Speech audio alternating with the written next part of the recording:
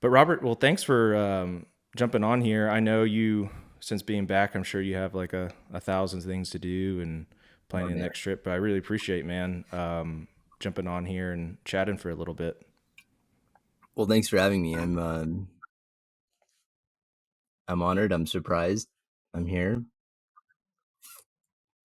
I really started following your stuff really when Ukraine hit. I knew about your work from Esquire, but really started following your stuff when Ukraine was happening, and I just kind of just really like the style of the photographs that you do, and even just looking at your fashion and journalism, you still keep like a kind of very same style the way you shoot, and that's what I thought was really cool, and then kept up with your reporting, your dispatches. I just read your music one; that was pretty cool.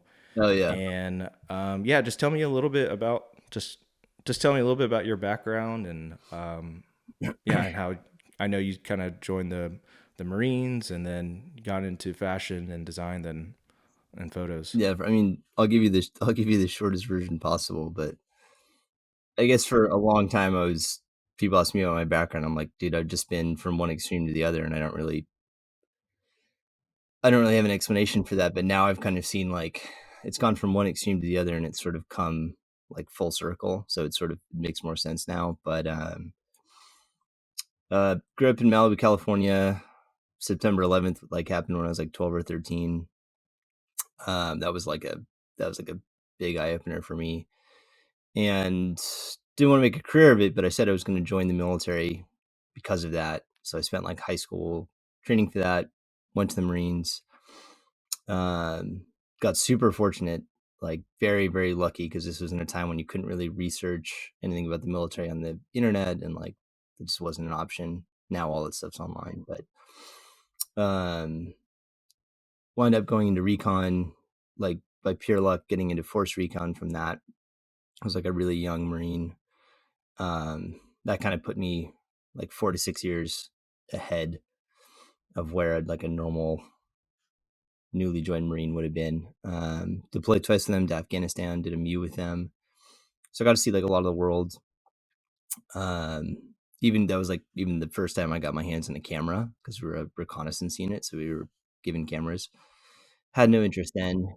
Got out in 2011. So about the time, like, it's funny, you were in Iraq when I was in Afghanistan, basically.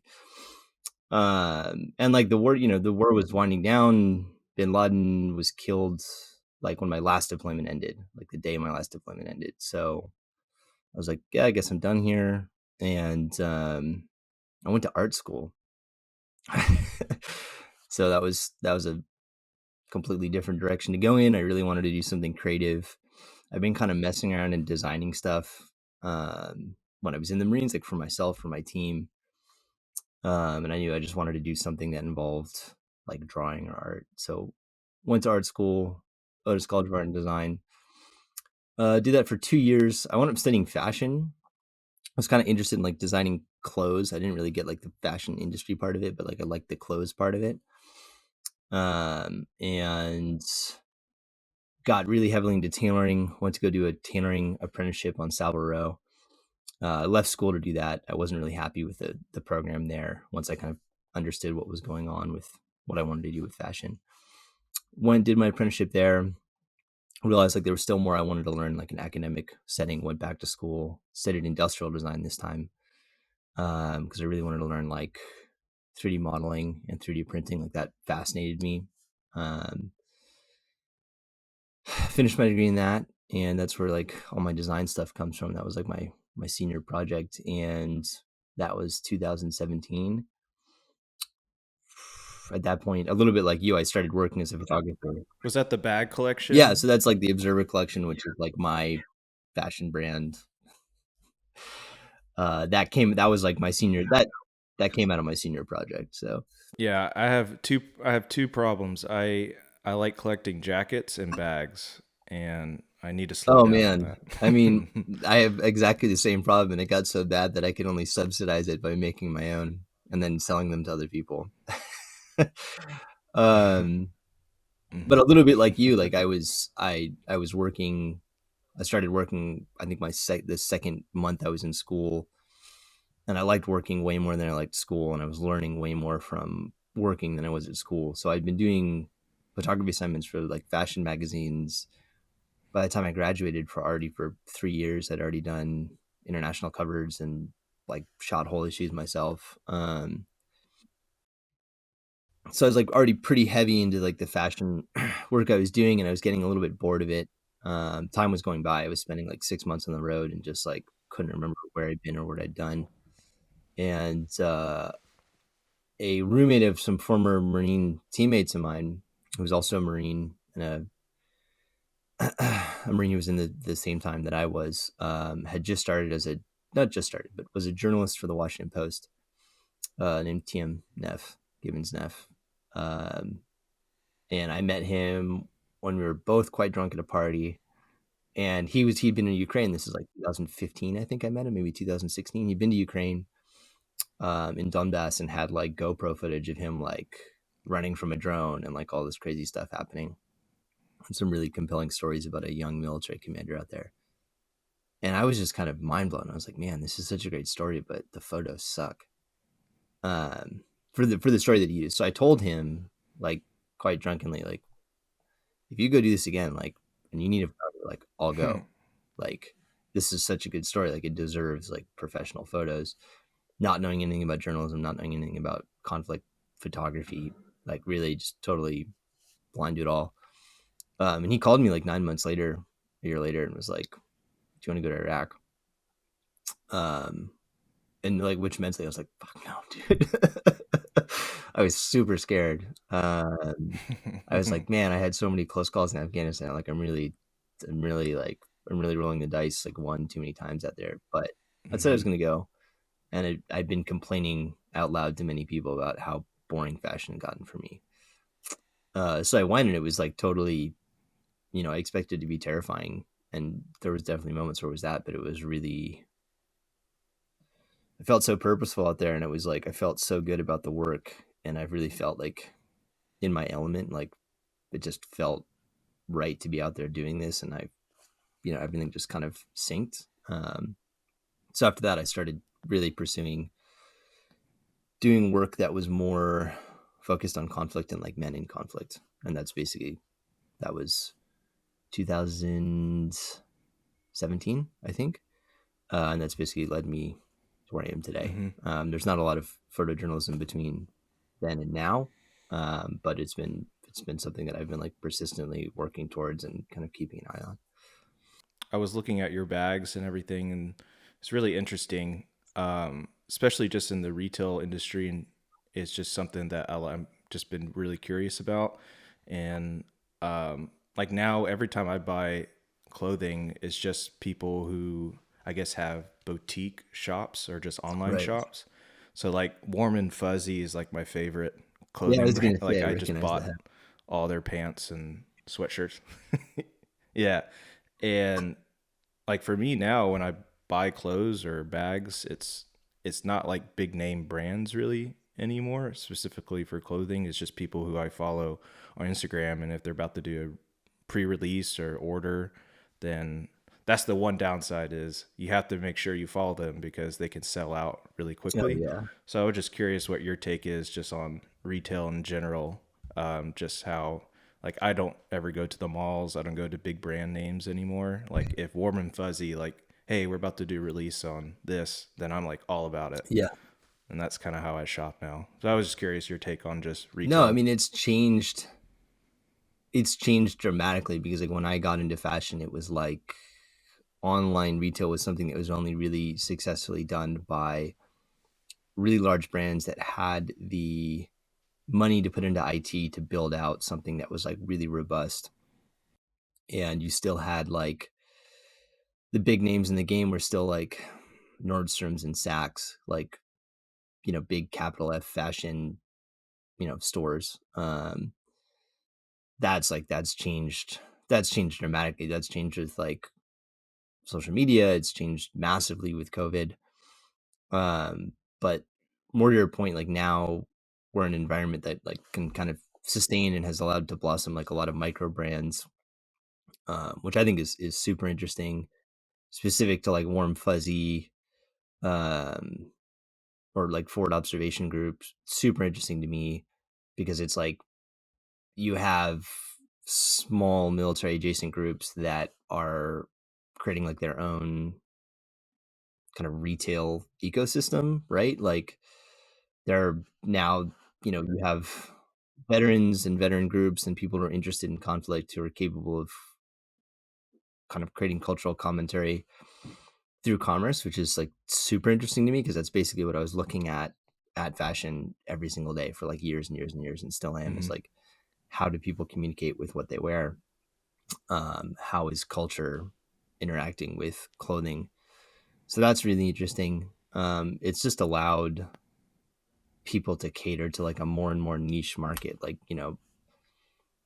not so long ago, like a decade ago, even just like 5 years ago, if you wanted a pair of jeans, you had like a couple different brands. And if you're really geeky on denim, you had like maybe 5 or 6 smaller brands that catered to that, but like not really that specific. But because our communication technology and social media has gotten so sharp and people can create groups around like very, very niche interests and hobbies and experiences, like now we have this like language of expression in retail and fashion design that's it's really another level, and it's really interesting. And like I've been waiting for someone to ask me a question like this because it's, I see it here. Like I see your hat, like I know where that comes from. Tiger stripe. Like I see someone walking down the street, they're wearing tiger stripe.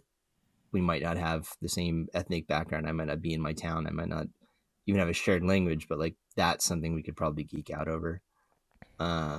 I remember there was a guy I met very early days of getting into Ukraine. Didn't really know anyone, was like trying to network things, and like just saw a guy wearing a fog hat, forward observation groups, and I was like, okay, the streets are empty, The famous everything's fog. locked down. Like, Yeah. what's the deal? And just went up and talked to this guy, and like it turns out we're 100% on like um the same level. So it's really interesting to see that evolve from like a kind of military conflict culture side. It's also really interesting to see it evolve from like a fashion side. It really has become like a universal language, and I think how that gets leveraged into like independent journalism is going to be really interesting. How that gets leveraged as a way of decoding conflicts is going to be really interesting. Like, look at all of the I don't know, like Intel analyst students who have really niche Instagram accounts that are just about like analyzing conflict footwear or firearms or vehicles. Like that's that's a that's the shape of things to come. So it's super interesting to me. So I don't know how you felt, but I thought the Ukraine conflict um, really showed a couple of things in far as coverage wise. Uh, just the rise of these independent news companies, especially that just take open source data and just put on what's happening, like Atlas Yeah. and real news, no Yeah. bullshit. Tesseron, Yeah. like it's all these group. Man, that's who I was following, and then I was following just individual journalists like yourself, and when Popular Front was out there, Yeah. and I think the Ukraine really just jump shot this. It's independent media, but these guys are it's very like each one is a little bit Right. different. But I thought that was really Yeah. interesting. I still think the big traditional media like CNN, their foreign teams did really good Yeah. coverage. I thought BBC did good. It well, every journalist in the world was there. Right. I think everyone who I've worked with, uh, follow or looked up to, like really high, like journalists who've been in the game for a long time. Everyone was there. So I was just curious how when you were in Ukraine. What was your what was kind of like you getting into Kyiv and just seeing all this journalists and from all different types, from big traditional to first timers to, so what was kind of like the feel just as far as like the journalistic community, or did you just try to stay by yourself with your local people? I think you kind of understand how it goes, like being an independent journalist and trying to figure these things out. It's sort of a case of like best planning and then also falling in where you fit in.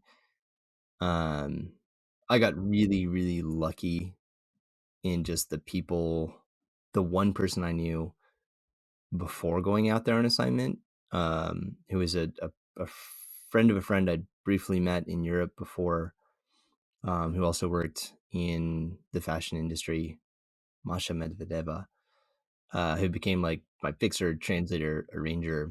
She was a fashion PR, or fashion PR, and like worked in fashion at like a really high level prior to the Russian invasion. So because the whole country was involved in the war, like everyone's contributing and fighting, like she already had this kind of a pretty robust network of like contacts, especially when like Kiev was getting surrounded. And were like, had never done any reporting or journalism, but was really good at like, like cajoling news officers and like talking and explaining to people, getting, being a PR, right? So I was the only person I knew prior to going into Kiev and going into Ukraine. And she happened to be like the perfect person to know. We worked together for the entirety of the 2 months. That helped a lot. I made friends with like some Ukrainian military guys. And that was like also just total blind luck. Ran into them on the street. So the fog hat that I mentioned before, and was just like, whoa, like we're probably on the same wavelength. And after getting to know them over a period of like a week and them kind of vetting me, they kind of, I sort of semi got to embed with them. I couldn't really report on what they were doing, but that got me access to a lot of other things that made things really easy. And it was just nice to have like someone on hand when you're going out and doing like embeds in the flot who knows what's going on and has like real experience with like what the kind of Russian threat or the specific threat in that area is. So that helped a lot. Going in, I didn't really run into any journalist. It was super helpful to be able to like network over social media and just be like, hey, like, talk to people that I didn't even know, but like, what train station did you use? How long does this actually take? Like, what are the trains like? Things like that. Even with all the reporting we have, it was really hard to figure out what the situation on the ground actually was. And then Yeah, traveling was a yeah, nightmare. it's never as bad as you think it's going to be, but it's always a bit shaky going into a situation where you just don't have any, you don't have any comprehension of it. It could be super, super dodgy. So I didn't really run into any journalists on the way into the country. I ran into a few when we were out there. Like you wind up, when some town gets liberated, like people show up. And there's always like a good amount of camaraderie there. Hmm.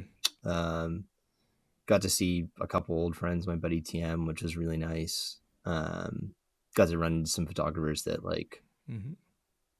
I really admire and like really look up to, and like have a beer with them, which was just, that was like a super cool moment, just seeing what the kind of higher That's cool. level operates at.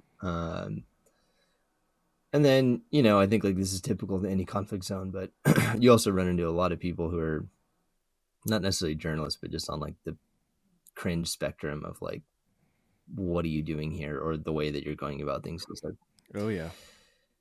try not to dwell on that. But I think for the most part, like I had such a good team that happened like accidentally, organically, whatever you want to say. Like I really just stuck with those guys because like I didn't need that kind of, that fulfilled all my needs. I had like a really good, inside track. I had someone to look after my security, and then I had someone else to like translate and arrange things and kind of do all the management stuff. We had an amazing driver too. This guy Igor, who was our Uber driver.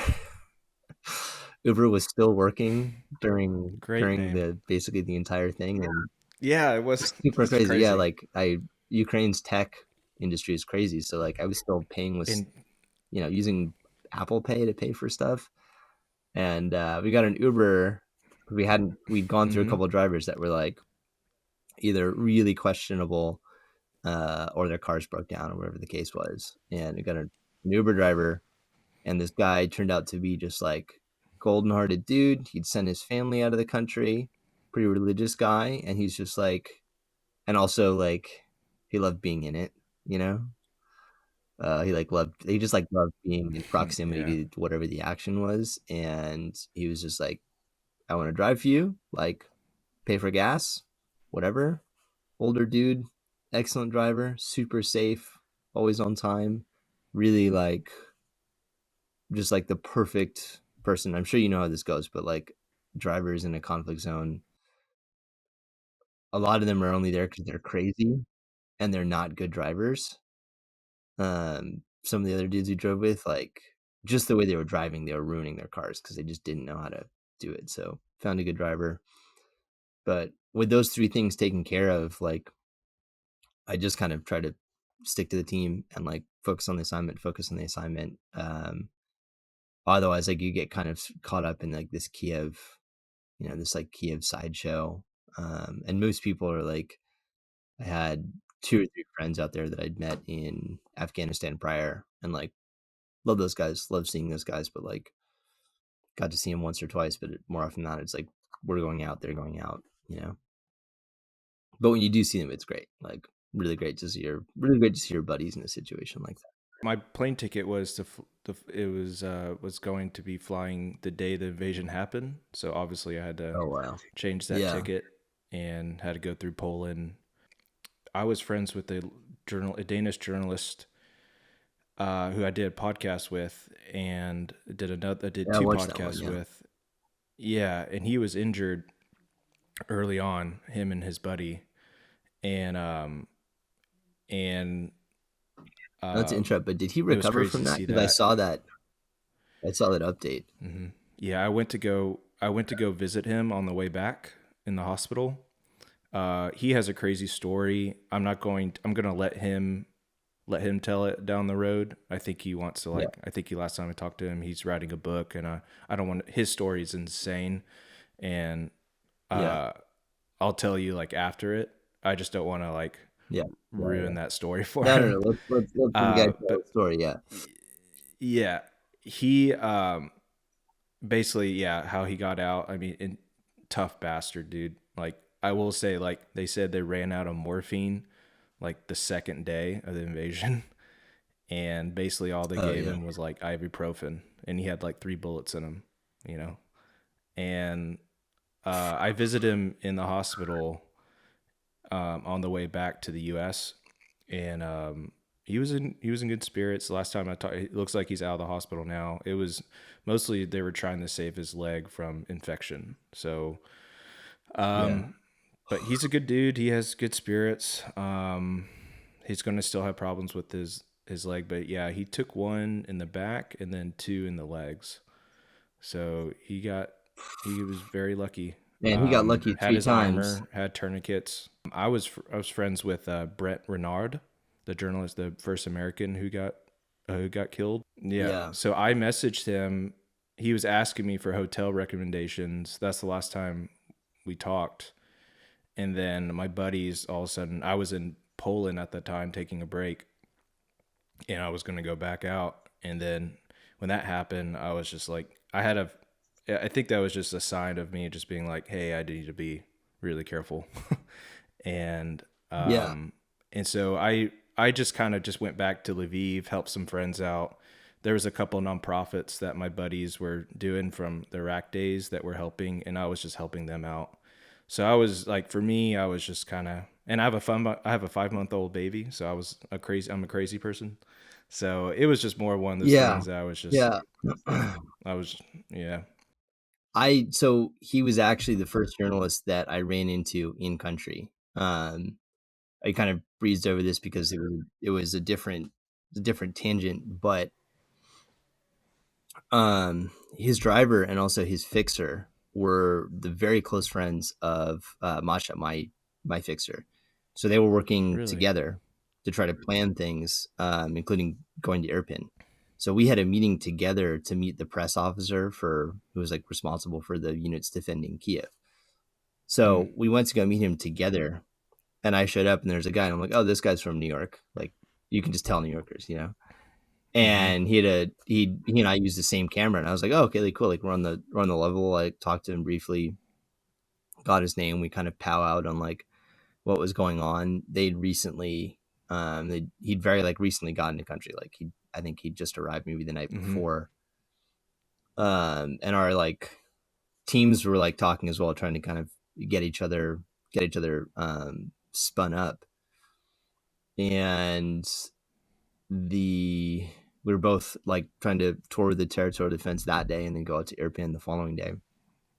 And um the following day, like I saw some like local people break the news that a journalist had been killed, and I was like, oh man, like I hope it's I was so bad saying it, but like I'm like, I hope it's not anyone I know, right?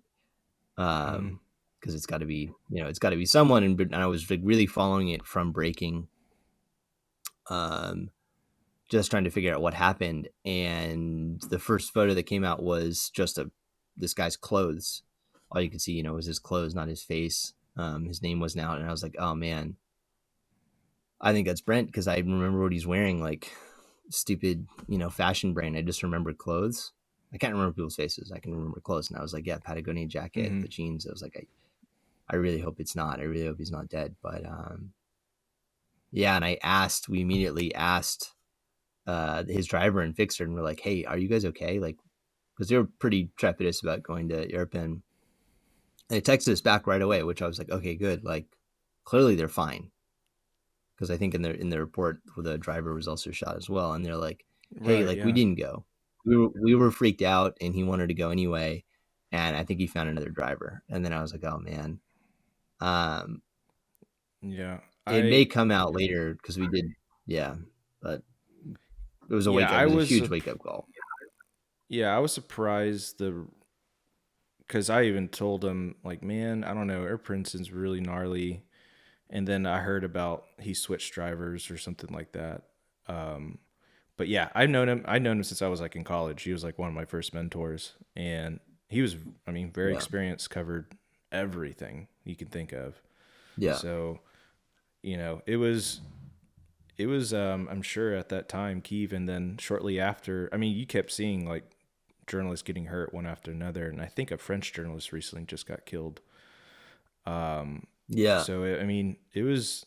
I don't know. I don't know if journalists just thought they were used to fighting this. Not fighting. They were reporting on a conflict that didn't have traditional front lines, and they were dealing with a superpower that have capabilities, and then on top of that, you have, at least in my opinion, an area where paranoia was all time high. A lot of people have weapons. yeah, Um, yeah, Hard to find trustworthy people. So, at least for me, that yeah, it seemed very dangerous going around. So, yeah.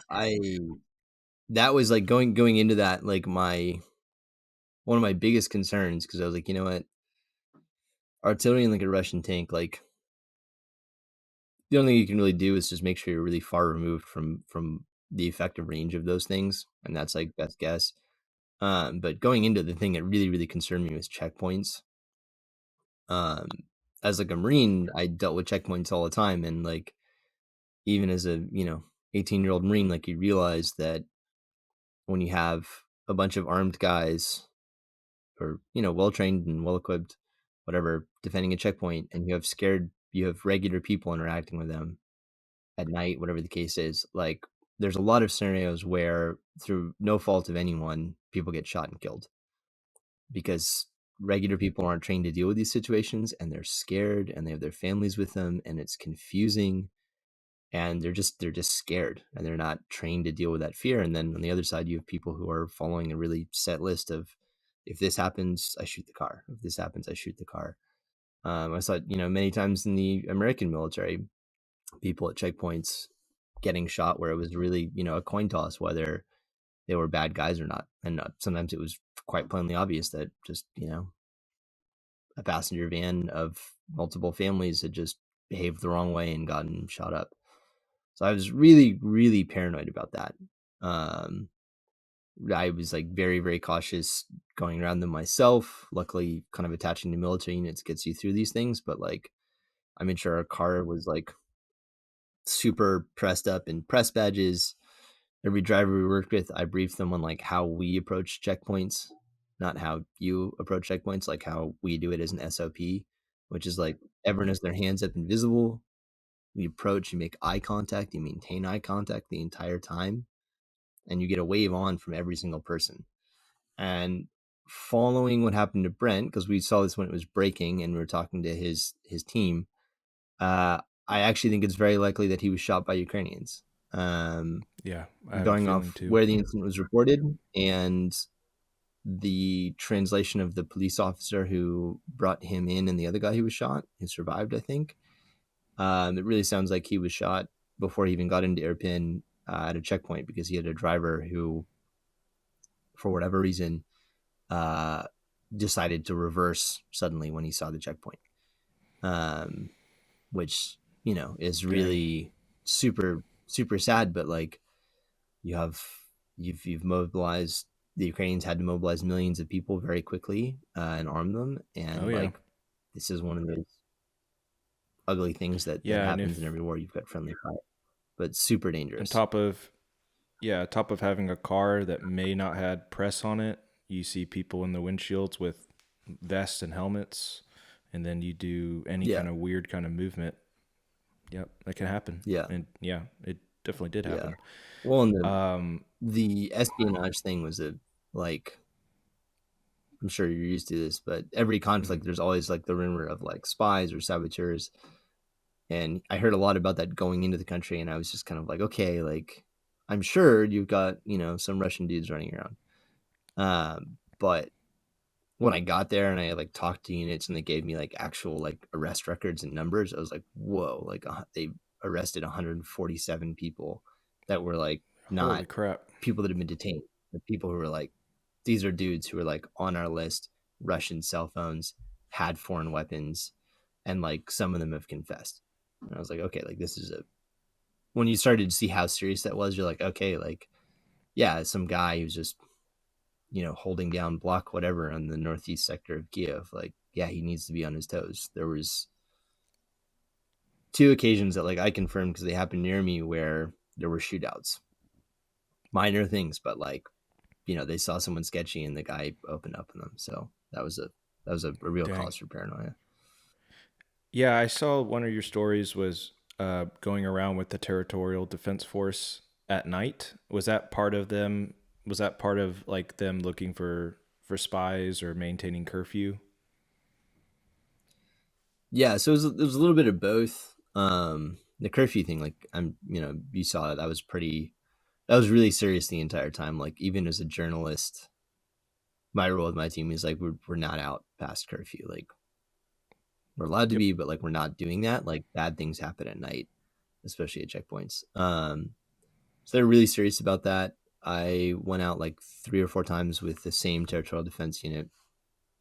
Um, so when curfew happened, they'd have guys up at checkpoints as they normally would, but they'd also be patrolling like constantly and really aggressively, looking at like potential hiding spots.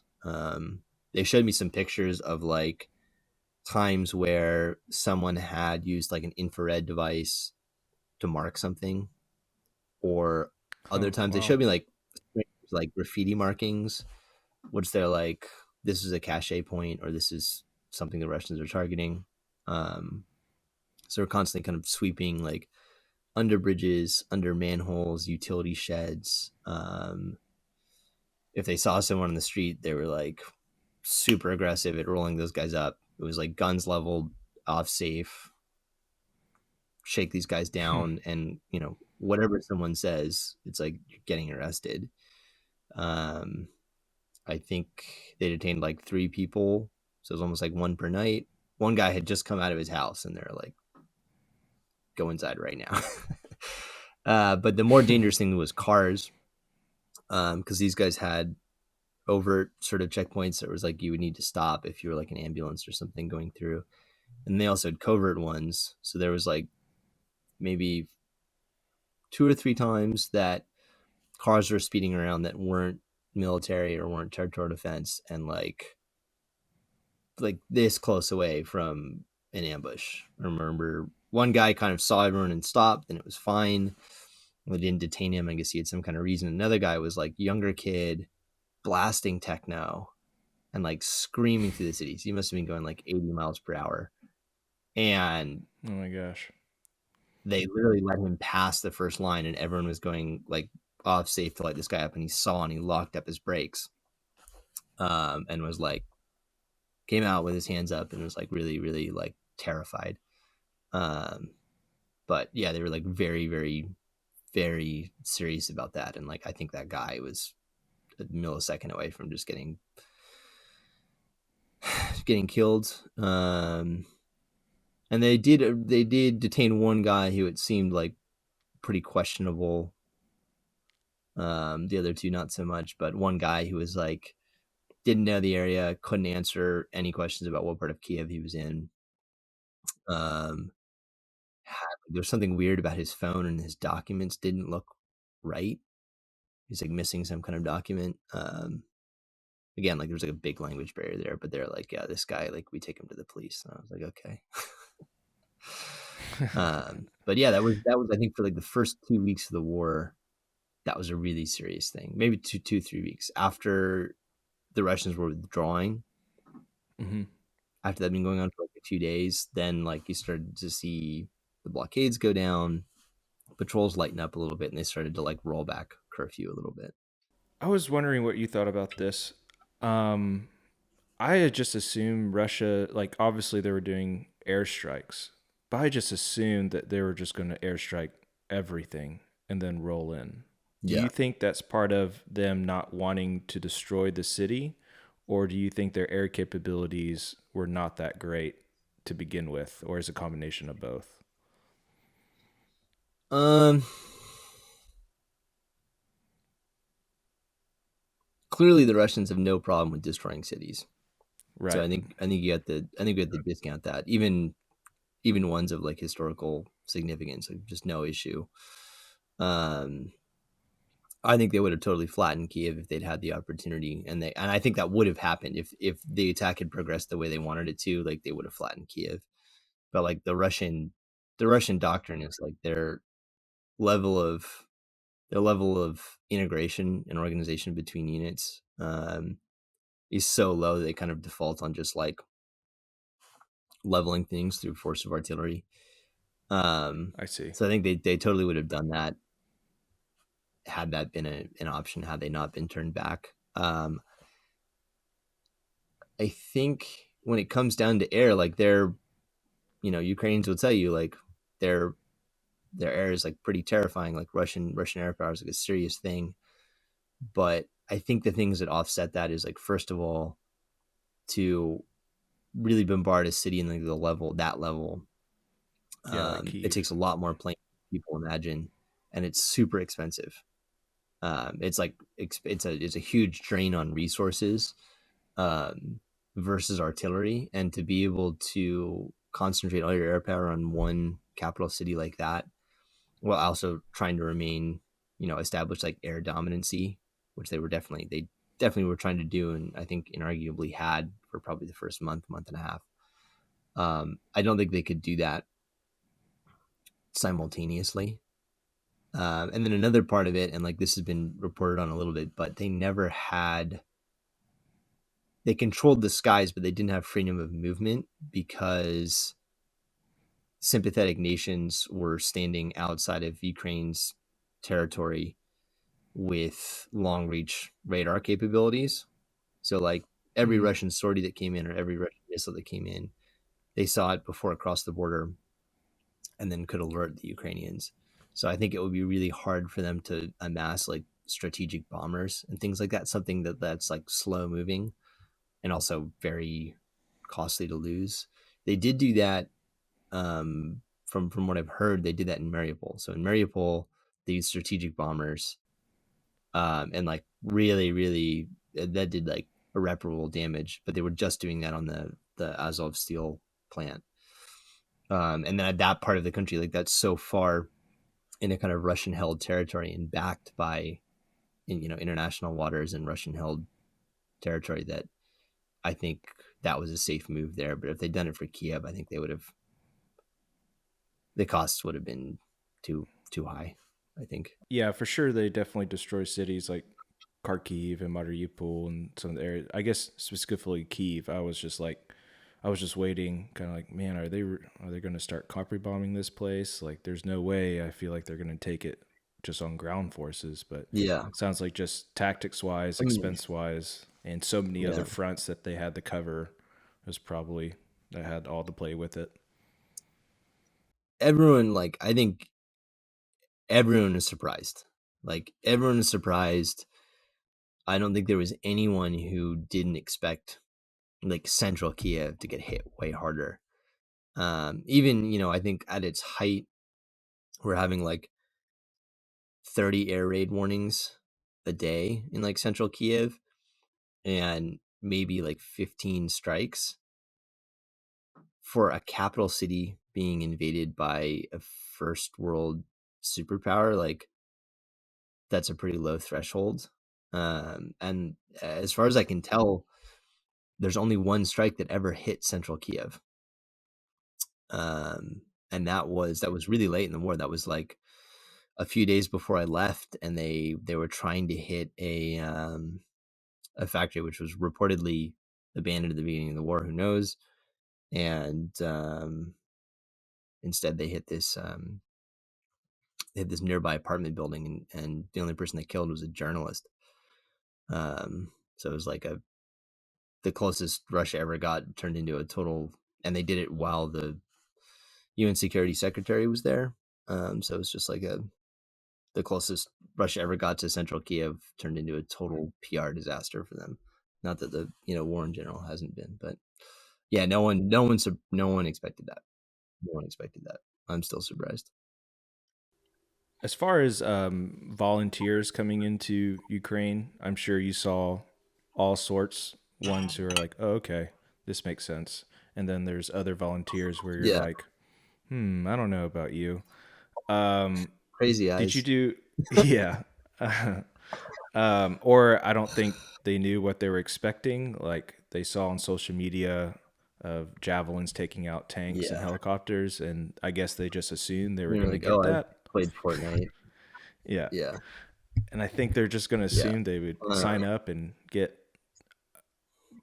I was kind of surprised just the volunteers aspect of it. Once they sign up, it was kind of on to them to get their own gear, try to find where to stay, and I saw multiple yeah, volunteers had a unit together, then that unit split off, and then you had other units sharing, like making smaller other units, and then it's almost like it was the whole like volunteer group was not as organized as I thought it was, because like you yeah. can't just like go to They a made the base or Peshmerga anything like look that. super organized and professional. Yeah, that was like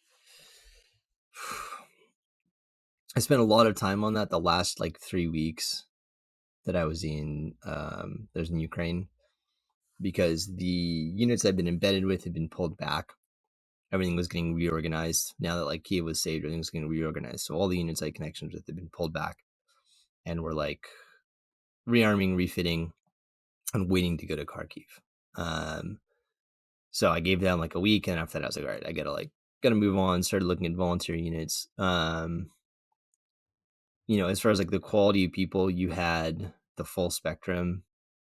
And I think the more time you spent with these kinds of people, the more you're like, you got just a very quick sixth sense for like who's full of shit, who doesn't know what they're doing, and who's like actually here and is a war fighter, right? Um, and I've seen that to some degree, like in Iraq, like Peshmerga guys, like there's a spectrum there.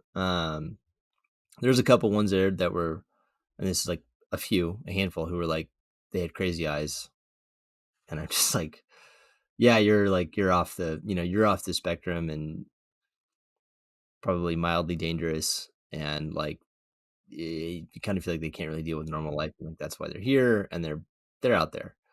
Um, most of those guys were like sidelined. Like they were basically the Ukrainians said, like, we're putting this guy in a corner, like he doesn't go anywhere, he doesn't get guns. He's just like here until he gets bored and leaves. Which I think was like a smart way of handling that. I met like 4 guys who were like real professionals, or is essentially their profession. They feel about it the same way that you and I do feel about, videography or photography. Like it's what we're meant to do. And they were there because the moral imperative was there. And they weren't there to make money. They weren't there for any of that. And all of those guys had gotten into like serious action and like knew what they were up against, and were pretty mature. Most of those guys after the first month of fighting were like, yeah, like I'm good, like need a little break. Things were winding down and they weren't getting into the fight, and they were dealing with more and more of these kind of weirdos showing up. So all those guys had kind of gone elsewhere. Met a lot of people who were like well-intentioned and capable, but just like couldn't find a unit that was going to get them into the fight, right? Like people would spend 2 or 3 weeks trying to find a unit that was going to deploy and take them, and like would just be like, you know what, I've wasted 3 weeks of my life. This is super frustrating. Not getting what I want out of it. And then there was a couple, there were some doe-eyed kids that were like basically like American teenagers or British teenagers who had shown up really early in the war and like either hadn't found their way to the front or were not dangerous, but like a little bit on the spectrum, and they were just like, again, like they were just kind of sidelined. It's like, yeah, this guy, he fills sandbags. Like the kind of like Holden Caulfield type characters. And by and large, like I was like, man, if these kids actually see like what's going on in the front, like no way. On the other side, you had like Ukrainian volunteers who were all super solid. There's a lot of like young kids, like 18, 19 and younger than that, who the war started and were like, dude, I want to fight. Like I'm a pissed off teenager. I want to fight. Give me a gun. Like, oh, I played Call of Duty. I know what I'm doing, right? And really, really wanted to get into it, but obviously, like, they can't get into the military because the military is not training people; they're fighting, right? And so, like, volunteer battalions would take them on, and like, I met a couple of these kids, and I was like, oh my god, dude, you guys are gonna die, like, not in a nice way, not in a heroic way, not in the way that you think you're gonna die in your head. You're not going to die doing like a last stand somewhere. You're just going to get obliterated. Yep. And I was actually surprised. Like I was really surprised. They had good discipline. They had good leadership. They weren't too over the top. One of these kids was like, his background was airsofting. And he wouldn't tell me that. I like dug through his social media profile because I was like, you're an airsoft geek. Like, I know. And that was his background, right? It was like 6 years of airsoft. And this kid led reconnaissance patrol on Russian armor, got into an extreme close contact where he was opened up on by a a BMP, right? It's like 25 millimeter gun. When they found an enemy headquarters and were going to conduct a raid, and got opened up on by a BMP, and had the discipline to like orderly withdraw his recon patrol and very, very intelligently not return fire. And then like those same guys went out 3 days later and assaulted a town that was behind Russian lines, took considerable casualties, and still kept their composure. And I was impressed. Like I saw these guys immediately afterwards, and they were jazzed. They looked like skateboarders coming back from like a really heavy session. I was like, whoa, these kids are actually doing it. So the Ukrainian volunteers, by and large, were like, yep, definitely not more experienced, but they were like, they're there. They were sound. They didn't have unreasonable expectations. And they're really solid. Like they were down to fight, and they fought. A lot of the like foreign volunteers that I met, I was like, their expectations were from fighting with like a NATO style force in Iraq or Afghanistan. Correct. And it's like, they want support, and they want QRF, and they want this piece of gear and this piece of gear and this piece of gear. and they want to be able to do whatever they want. They want their choice missions. They don't want to be on the front line. They don't want to be in the trenches. They just want to do cool guy shit. And well intentioned, really experienced guys, but they were just kind of spoiled by their past experiences, and like I don't think they weren't willing to accept what it meant to fight this style of war, which is like, no, dude, like you're on the line. You're going to be in a city that's contested. Hopefully, it gets close enough for you, like you to do your, CQB thing or whatever. But like, you're not going into this scenario with like QRF air support, um, quad nods, or any of these other things. Like you're going with iron sights like everyone else, and like it's ugly and it's brutal, and like the advantage is not necessarily in your favor. So there's a lot of those guys too, just kind of I think got there and were like couldn't get what they wanted, and were not greeted like you know Navy SEAL American war heroes. I was friends with a lot of the tactical shop owners. So one, Yeah. a couple in Poland, and then I knew the one in Lviv, and they were friends with the MTAC owner um, Oh, okay. in Yeah. Kiev. So they were all like Yeah. friends. And dude, I those went to that shop. guys like, oh yeah, yeah. So those guys really were Yeah. like kind of logistical. They were just getting stuff in and out, in and out. And that's kind of who I became kind of friends with. And so naturally, I met a lot of volunteers trying to get gear. And then I would get like messages of volunteers being like, "Hey, can you help us like get stuff in?" And they would give me the list of stuff. I was like, "Yeah, I'll go to jail," like, or like, it's not even possible. It was just some of these crazy Yeah. volunteers asking for things. I'm like, dude, there's no way. Like, you can get boots and medical gear, and you know, but Yeah, and that's what most of the Ukrainian military needed was like boots. Amtech did a great job of that. Like mm-hmm. I had one. I went out there with like everything I needed. I don't wear, and this is because of what mentors have specifically told me, but like I don't wear camouflage when I'm doing Yep. assignments. I love camouflage. I don't wear it when I'm doing assignments. I don't even pack any.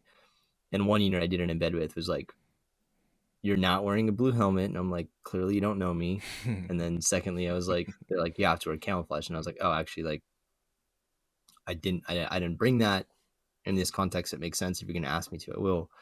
But do you guys have like a spare uniform?" And they're like, "No, some of our guys don't have uniforms." They're like, "We're not going to do this in bed for 3 days, so go find something." Went to MTech and talked to the guys there, and they're like, "Oh, we get new stuff every day."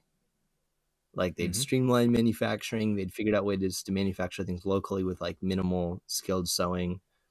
Super smart, scrappy, like as you were saying, like kind of modern small business ways of doing things. Really intelligent. But yeah, a lot of the volunteers who went out there were like, "Oh, we want like PBS 14s, and like we only Yeah. want to shoot, Yeah. AR fire rifles." And it's like, I don't think they understood like what the scale of like an existential war means. Like, cool, you Mm-hmm. have this skill set and this experience, but like no one has time for you or your problems. Like, if you can't Exactly. fit in where you get in, like no one has the time to go to their way for you, because you're one person and they're trying to save like cities and millions of people. And then the legal aspect of it, like I had people asking me all kinds of crazy stuff over Instagram, and I'm like, firstly, Mm-hmm. if you don't know that's illegal, that's illegal. And like, secondly, like, don't you have the common sense to like not do this over Instagram? Like, so there was like a lot of that, and I think every conflict has people who are like bandwagoners, and like I'm, hashtag like I'm helping people, For um, sure. and that's only going to increase with time. But the Ukrainians actually did like a really good job, just person to person, of like kind of sidelining people who were like problematic, um, and kind of figuring that out. There's also people who found a way to fight and found a way to get into the fight, and those are like the more professionals. And I think most of them have come home now after like month and a half. Well, one of the last kind of things I want to talk about is just What is kind of your take on just the state of journalism? Do you think it's going to go more independent, or and obviously traditional is going to stay for around. Traditional media has been around. They survived all sorts of number of things. I don't quite agree with the people say like traditional media is going to be gone, like no more. I was like, well, they survived like the Great Depression and stuff like that. You know, they'll adapt. Maybe slow to adapt. Um, but and I still think it's important to get published like at Esquire, some of these legacy awesome, you know, brand magazines that I still like reading, like Rolling Stone. So what's kind of your take on just after this conflict and you know remaining independent? What's kind of your take on just the state of journalism? The prognosis is never good, right? And since I took like a long time to kind of get into this and like doing just like 6 months one piece, 6 months one piece. Um, and I read like a lot of like Lauren Walsh's writing on it. Mm-hmm. She teaches at, oh God, Princeton. No, Yeah, it's what's the something. Ivy League in New York? It's an Ivy League school, but I can't Um, remember. yeah. Anyway, like her work has kind of mentored me a lot, and I've really like I've used it as kind of like a guidebook. And the more I read of it, the more I'm like, oh man, like the state of the industry just really isn't good for anyone. It's not good for people who are trying to be informed. It's definitely not good for journalists, especially like independent journalists. But at the same time, the world has never needed truthful information from the ground more. And also, the world has never had an appetite for information that it has now. And yet, at the same time, traditional publications have less people on staff than ever before, especially photographers. And the last 20 years of conflict have proven to be proportionately like the most dangerous for journalists ever. People killed accidentally, but also people being targeted and killed. Everybody, Colin Agee has like written about this and talked about it. So it's like you're sort of somehow you're in hot demand, and another on the other side, like no one's backing you up, and it's super dangerous. Um, Still think like traditional media is great. It's had a lot of struggles recently, but the amount of resources that they make available for like real journalism, that's like goes in depth and has teams working on it.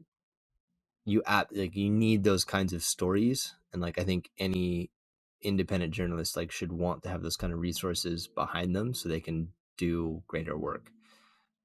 But they're also those pieces are few and far between. Um, Almost every single major publication is extremely politically gendered one way or another, um, and in that way kind of invalidated. And by and large, what they do is just kind of inform people who don't really want to be informed about ugly conflicts, what's going on in like really broad strokes. Sort of like you were saying before, like the kind of micro brand retail thing going on. There's now like a lot of micro independent platforms for journalism that are specific to one conflict or one kind of lane of discussion, or like lesser known conflicts, or Popular Front has like a sustained line on the relationship of football clubs with resistance groups and like fighters, right? um that's a really interesting vein to me. I think one of the problems with communicating news now, like the biggest one, and like this comes from Lauren Walsh's work, is empathy.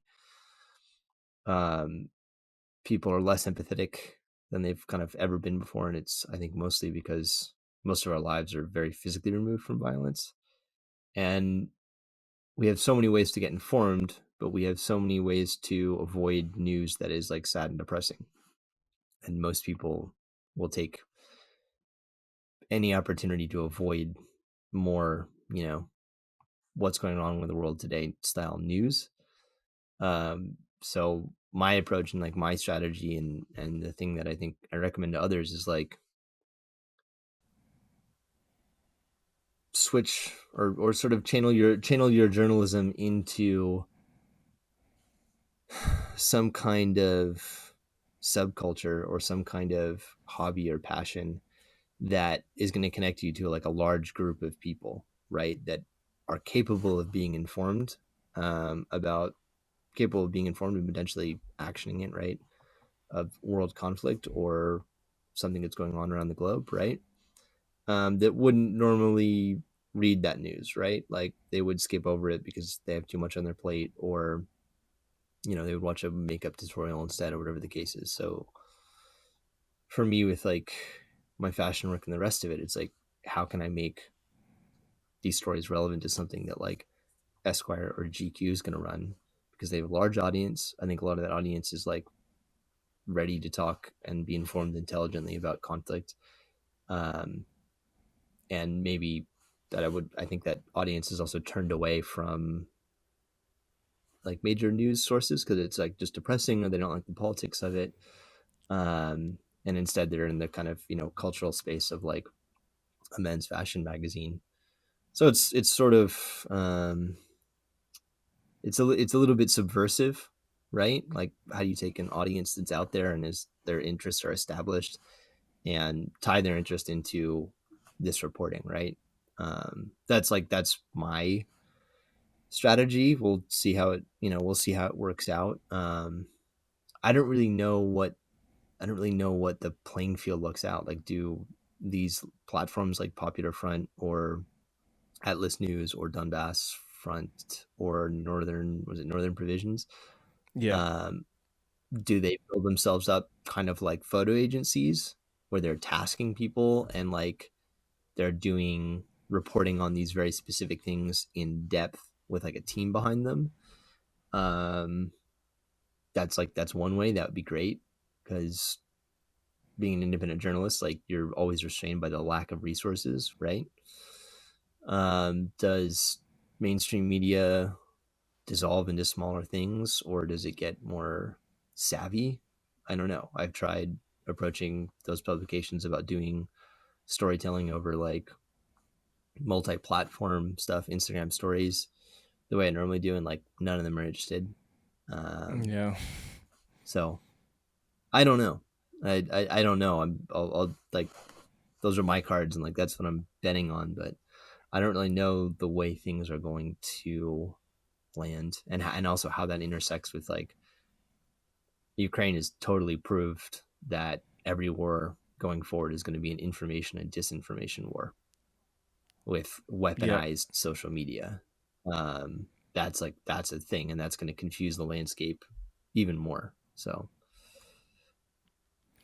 Yeah, that's going to be issue even there. Just like, I'm sure a lot of those like Northern Provisions, all of them, when they were getting information, just being able to figure out if it's like, if this is legit or not, must be pretty difficult.